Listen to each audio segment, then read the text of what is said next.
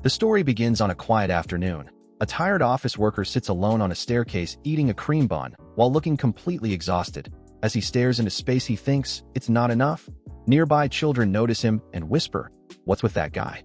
And even wonder if he's homeless. Just then a long-haired girl approaches the stairs and notices him sitting there alone.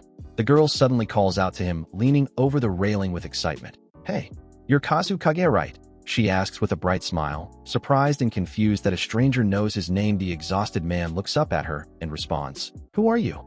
The girl walks down the stairs toward him while Kazukage stares in confusion. Smiling confidently, she says, it's me. Me. You can't tell. Even after hearing that he still has no idea who she is. Kazukage nervously thinks that there's no way he would forget a cute Gyaru like her. Then the girl reminds him, we made a secret base together. Hearing that, he finally reacts in surprise as an old childhood memory begins to come back to him. Kazukage remembers the two of them building a secret base together as kids, planning things like treasure maps and furniture for their hideout. Back then she happily called him Captain. Realizing who she is, he finally says Karen. She smiles and tells him they haven't seen each other since elementary school, while Kazukage is shocked by how different she looks now. Karen notices the bag beside him and asks what he's carrying. Kazukage awkwardly explains that he's currently staying at a net cafe to save money, admitting that he probably looked suspicious sitting there alone.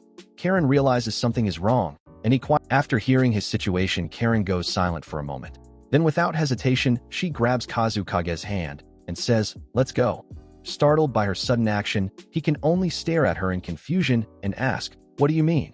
Karen smiles warmly at him and says, I'll let you stay at my place. Completely caught off guard by the unexpected offer, Kazukage can only stare back in shock and mutter, what?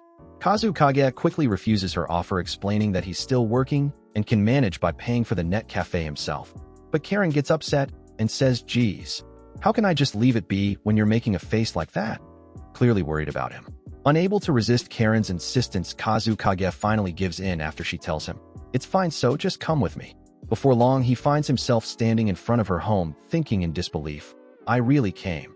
As he nervously stares at the house. Kazukage arrives at Karen's old-fashioned house, surprised by how large and traditional it looks. Karen cheerfully invites him inside, and as he steps in with his luggage, he politely says, pardon the intrusion, while noticing that the inside feels just as old-fashioned as the outside. Inside the house, Karen teases Kazukage for thinking the place looked run down. She then explains that the house originally belonged to her grandmother and that she inherited it after her grandmother recently passed away. Even though the house is too big for one person, Karen has been living there alone. Karen smiles gently and tells Kazukage that the house is very important to her because it's filled with memories. Then she notices he only ate bread earlier and assumes he must still be hungry. Ignoring his awkward protests, she happily decides to cook a big meal for him. Karen prepares a homemade meal for Kazukage and jokingly tells him that if he doesn't eat, she'll feed him herself. As he tries the food, she proudly explains that the recipes were passed down from her grandmother. After tasting it, Kazukage smiles for the first time and admits that it's been a long time since he's had a proper homemade meal. While they eat together, Karen happily jokes that she'd make a good wife because of her cooking. Then she suddenly asks if Kazukage is married and mentions hearing rumors that he fought with his wife and got kicked out. After a long silence, Kazukage quietly reveals the truth. I don't have a home to go back to. Kazukage finally admits the real reason for his situation. I got divorced. Karen is briefly stunned, but instead of becoming awkward, she quickly tries to cheer him up with a smile, saying that life is full of surprises and telling him to keep his chin up. Kazukage is caught off guard by how casually she reacts. After dinner, Karen kindly tells Kazukage to take a warm bath while she cleans up, and he quietly thanks her, thinking she's being surprisingly considerate. But as she washes the dishes alone, her expression suddenly changes, and she quietly mutters to herself, no way. Left alone with her thoughts, Karen blushes and quietly admits to herself, I can't believe I'm getting a chance after all this time, hinting that she may have had feelings for Kazukage. Meanwhile, Kazukage takes a bath and notices that the bathroom is just as old-fashioned as the rest of the house. Even so, he accepts it with a tired sigh, thinking, well, beggars can't be choosers. As Kazukage relaxes in the small bathtub, his thoughts drift back to his failed marriage. He remembers the moment when his wife asked for divorce, bringing back the painful memories he had been trying to avoid. In the flashback, Kazukage is shocked after hearing divorce. He tearfully argues that they just built their house and insists they can't separate. At the same time, his wife secretly hides a phone with a recording app running in her pocket, revealing that she's recording the conversation. Kazukage remembers the moment everything fell apart. He receives divorce papers accusing him of leaving him completely stunned. Seeing the false claims against him, he can only stare at the documents in disbelief and think, no way. Back in the present, Kazukage reflects on how the divorce left him unable to properly connect with anyone anymore, even though Karen is still treating him kindly like she did in the past. Suddenly, he notices a crack on the bathroom and apologizes deeply. Karen gently stops Kazukage from apologizing and tells him she's just relieved he wasn't hurt. Still feeling guilty, he says he'll leave tomorrow and promises to pay her back once he can. But before he can say more, Karen softly grabs his hand and asks, "Do you remember the promise that we made in the secret base?" Kazukage remembers their childhood promise. Back then, Karen happily told him that when they grew up they would live together in a house filled with things they liked. Smiling warmly in the present, she looks at him and says, "We should make this house our new secret base." Karen boldly suggests that they should live together and renovate the old house together since Kazukage has nowhere else to stay. She eagerly asks what he thinks, but Kazukage hesitates. Embarrassed and overwhelmed, he apologizes and offers to repair the bath he accidentally broke and says he needs more time to think about living together. The next day at work, Kazukage looks up cheap replacement bathtubs on his phone, hoping to repay Karen for the damage. But while eating alone, he overhears his co-workers gossiping about him, saying he got divorced because of DV. They judge him based on his intimidating appearance and quiet personality, leaving Kazukage silently isolated once again. Hearing the rumors hurts Kazukage, and he quietly thinks to himself that he's never done anything violent. Still, he's painfully aware that his intimidating appearance makes people uneasy. Later, when a nervous coworker struggles to reach something, he silently helps her by handing it over. She quickly thanks him and rushes away, while Kazukage sadly realizes that at some point he had started scaring people just by existing. Kazukage keeps thinking about Karen. On the surface, she's acting just like she used to when they were kids, cheerful and kind. But because of everything that happened with his divorce, he can't tell what her true feelings are anymore. He even worries that if she learned the real reason behind the divorce accusations, she might become afraid of him too. Then the story shifts to the weekend. Karen jumps right into renovation mode. She cheerfully announces that the first thing they'll do is replace the broken bathtub. She's excited and confident, while Kazukage looks a bit uncertain. They start trying to break apart the old bathtub and tiles with a hammer, but Karen notices it's barely making a dent. Kazukage takes over, tells her to step back because it's dangerous, and tries swinging harder himself.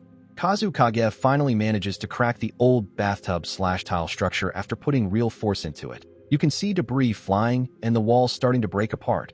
After landing the hit, he says, "It looks like I'll be able to break it." After Kazukage smashes through the wall/tub, Karen reacts with shock. Hands over her mouth, eyes wide. Seeing that expression immediately hits him emotionally. He thinks, I scared somebody again. Karen immediately clears up the misunderstanding. She wasn't scared of him at all. She was amazed. She grabs onto him excitedly and praises him. "Amazing as expected of you, you're so strong." After Karen praises him, Kazukage internally tries to calm himself down. "I can't. Don't let yourself get all happy over this." He's starting to enjoy being around her and being appreciated again, but he's also trying not to get emotionally carried away. Kazukage realizes the new bathtub won't fit properly in the current bathroom layout, so he says, "It doesn't fit. This is a problem." Karen thinks for a moment, then smiles and says, "We should take down this wall." He hesitates because renovating more of the house means tearing down parts of a place that Karen said held precious memories of her grandmother, so he carefully asks if she's really okay with changing it. Karen reassures him that remodeling the house doesn't mean erasing the past. After that, she says, "Plus these will be memories I have with you, right?" Kazukage and Karen continue renovating the old bathroom together. Karen helps carry the bathtub while checking if he's okay, and Kazukage starts planning where the new bathroom entrance should go. They install waterproof wall panels and work side by side more naturally, now showing how comfortable they've become together. Kazukage wonders to himself if Karen is really not afraid of him, while Karen smiles and says she likes new bathroom. Kazukage and Karen finish renovating the bathroom together. Karen excitedly admires the new space, praising the fancy wooden walls and the large bathtub, and happily tells Kazukage how amazing it looks. Excited that the renovation turned out beautifully, Kazukage happily lifts Karen up while celebrating that they finished the bathroom together. Karen becomes flustered and shy from the sudden closeness, telling him to put her down.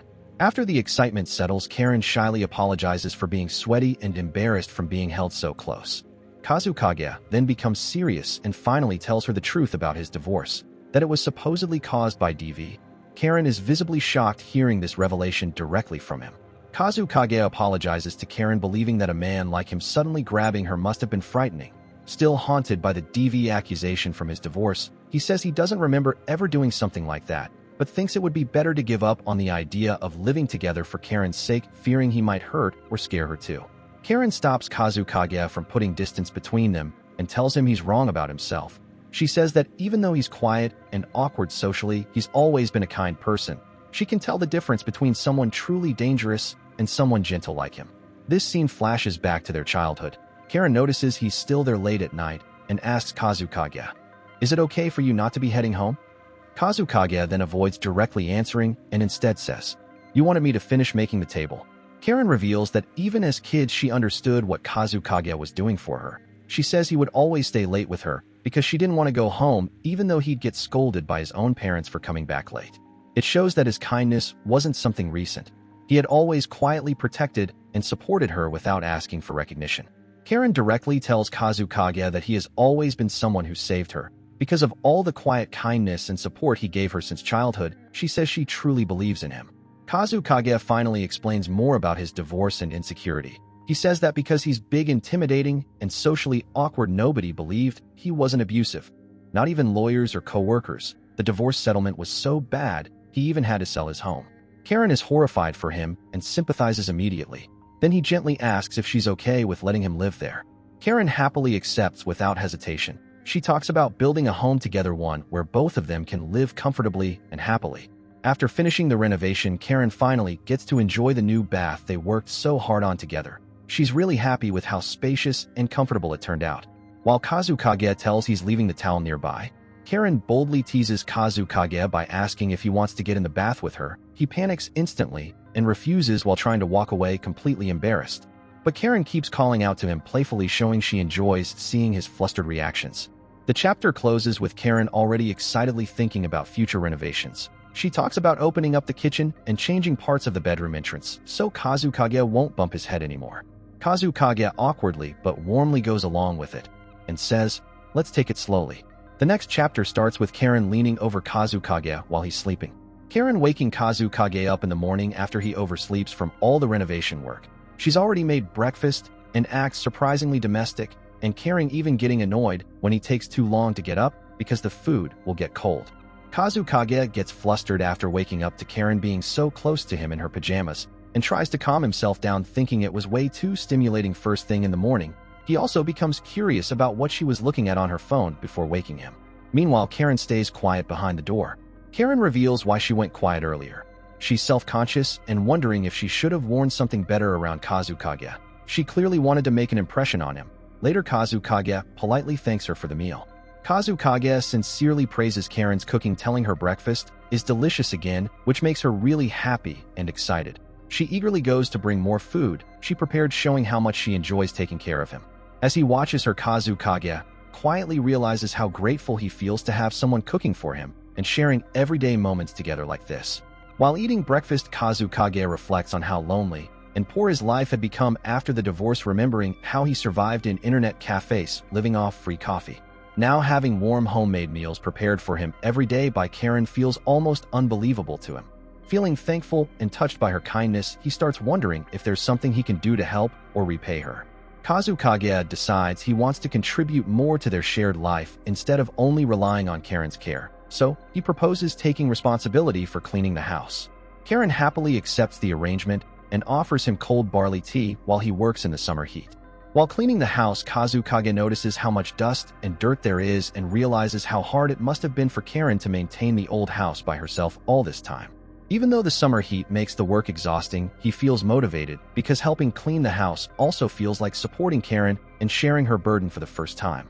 Kazukage accidentally notices Karen changing with the door still open and immediately panics, thinking she's far too careless and defenseless around him. Instead of staring, his first instinct is to quietly close the door. Kazukage notices a figure while Karen rushes over and urgently tells him to close it, and Kazukage immediately apologizes and looks flustered. Karen loses balance and ends up falling onto Kazukage. Both of them freeze from the sudden close contact. Kazukage looks shocked and worried, asking if she's okay. Kazukage looks completely overwhelmed and panicked, while Karen is blushing hard and trying to process the situation too. Kazukage apologizes, explaining he only tried to close the sliding door because it was open and that he acted carelessly. But Karen responds honestly instead of getting angry or embarrassed. She admits that seeing him so grown up and well-built made her own heart race a little too. Kazukage gets even more flustered after Karen's comment. He compares how she used to look versus now, basically implying she's become more attractive. Kazukage internally panics because he can't stop remembering the earlier accidental close contact. Then the scene abruptly shifts focus to the small, Yomogi green figure. A childhood memory showing Karen getting excited over Kazukage's Yomogi green figures. She thinks they're cool and asks if she can touch them, and Kazukage happily says yes. Karen says she never gets toys or gifts like this bought for her, which makes Kazukage realize her home life probably wasn't very happy even back then. Wanting to make her happy, he offers to give her one of his figures. Karen hesitates because they were his birthday presents, but he insists she can pick whichever one she likes. In the present, Kazukage remembers that Karen chose the simple, Yomogi green figure back then. He lightly teases her for picking the plainest one, then asks an important question, whether she still likes it even now. Karen initially acts confused by his question, responding as if he's only talking about the toy itself. But when Kazukage asks, "Am I wrong?" Karen, not understanding what he meant, and gives an honest answer. She says, "Actually, I've always really loved." Kazukage completely misunderstands her confession. He happily starts talking about the toy, and Karen is stunned because her emotional confession accidentally got redirected into a conversation about collectibles. Then she awkwardly plays along, saying she still loves it while internally realizing he missed the point entirely. After he starts talking about the Yomogi green figure again, she understands he truly misunderstood her confession. When he says, "This guy must be happy too," he's still referring to the toy mascot, not himself. So after he leaves, she sighs in disappointment and embarrassment, thinking, "I thought he figured it out." After the awkward misunderstanding, Kazukage throws himself back into cleaning to clear his head. Kazukage groans from the heat after cleaning all morning. Karen calls out to him from the kitchen, where she's wearing an apron and making lunch. She thanks him for working hard and tells him lunch is ready. Karen explains that the kitchen becomes unbearably hot in summer, especially when frying tempura, and also gets freezing cold during winter. Kazukage realizes she's been dealing with those harsh conditions by herself all this time. Then Karen cheerfully asks him to help carry the food so they can eat together. Kazukage is trying to point something out to Karen, but he awkwardly stops mid-sentence when he notices her shirt has become slightly see-through from the heat and sweat. Karen initially doesn't understand why he suddenly freezes up, but then she realizes what he noticed. Karen rushes off, embarrassed, saying she's going to change clothes and asking Kazukage to bring the food over. Afterward, they sit down together and casually share a drink with a cheers. While eating together, Karen happily says that tempura and beer are the perfect combination. Kazukage quietly agrees, but internally feels conflicted. He appreciates how much effort she puts into cooking for him, yet he also feels guilty because the kitchen becomes unbearably hot while she's preparing the food. Feeling grateful for everything she does for him, he suggests that the next renovation project should focus on improving the kitchen. Karen looks surprised by the suggestion. The next day at work, Kazukage seems to be in a noticeably better mood than usual during lunch break, making his coworkers curious. When a coworker invites him out to lunch, he declines, saying he'll pass for today. The others tease him a little for not joining them. Kazukage tells his coworkers that he brought a homemade bento with him today instead of going out for lunch. As he takes out the lunchbox, he pauses in surprise, clearly affected by the thought that Karen prepared it for him. When Kazukage opens the bento, he finds an elaborate homemade lunch along with a cute handwritten message from Karen encouraging him to do his best because they're having carriage together for dinner later. The affectionate note catches him completely off guard, leaving him flustered and speechless as he stares at the lunchbox. Earlier that morning, just as Kazukage was leaving for work, Karen stopped him and handed him a homemade bento. Kazukage was surprised and felt bad about making her go to the trouble, but Karen cheerfully insisted it was no problem since she had simply prepared it while making her own lunch. Karen teasingly tells Kazukage that the bento she made for him is a special edition, making him even more flustered. Later at work, while thinking back on her words, one of his co-workers jokingly asks if he finally got himself a girlfriend, catching Kazukage off guard. Kazukage awkwardly denies having a girlfriend, explaining that Karen isn't exactly that to him. Still, his coworker points out that he's clearly been acting much happier lately ever since Hiramatsu started being around him. Another coworker admits they were worried because of all the rumors surrounding Kazukage, so seeing him more cheerful is a relief. One of Kazukage's coworkers takes a close look at the homemade bento and immediately concludes that Karen must really like him. She points out that the lunch is far too elaborate for someone to make casually just for themselves, especially with all the carefully prepared side dishes. Kazukage tries to deny it, insisting Karen only made it while preparing her own lunch, but his coworker is shocked that he still doesn't realize how much care and affection clearly went into the bento. Kazukage's coworkers keep teasing him about Karen, joking that unlike Mitsuya-san, who only brings instant soup cups, Karen clearly went out of her way to make a proper homemade bento for him. Mitsuya-san grumbles that she simply has nobody to cook for, then awkwardly admits that talking about being single in their 30s is depressing. Meanwhile, Kazukage becomes increasingly flustered as the idea starts sinking in. Maybe Karen really does like him. His thoughts drift back to Karen's emotional confession earlier.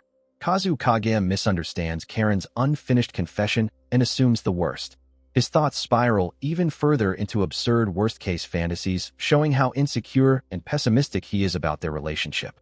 On the weekend, Karen cheerfully calls out to Kazukage and hurries after him through the city streets. She's dressed up much more stylishly than usual, wearing an elegant off-shoulder top and long skirt, clearly excited about spending time with him.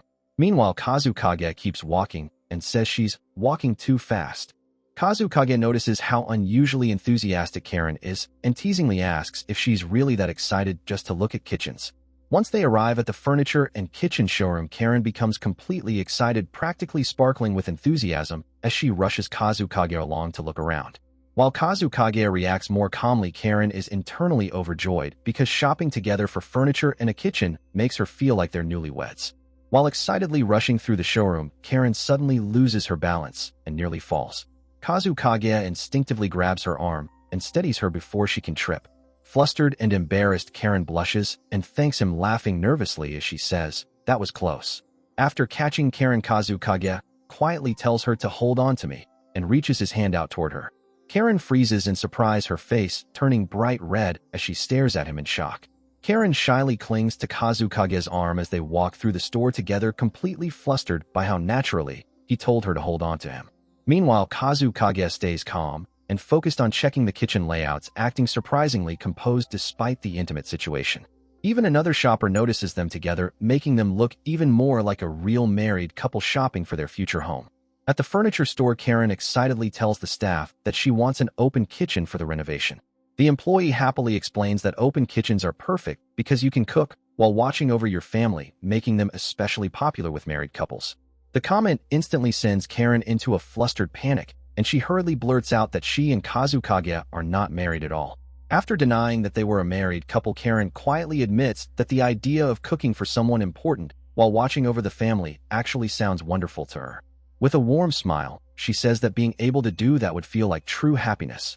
Her sincere words leave Kazukage silently staring at her, caught off guard by how genuinely happy and affectionate she sounds. As the employee guides them toward the open kitchen displays, Karen excitedly follows along, but Kazukage suddenly stops walking. While staring at one of the model kitchens, he imagines Karen smiling warmly into space like a real family scene, causing him to freeze up for a moment.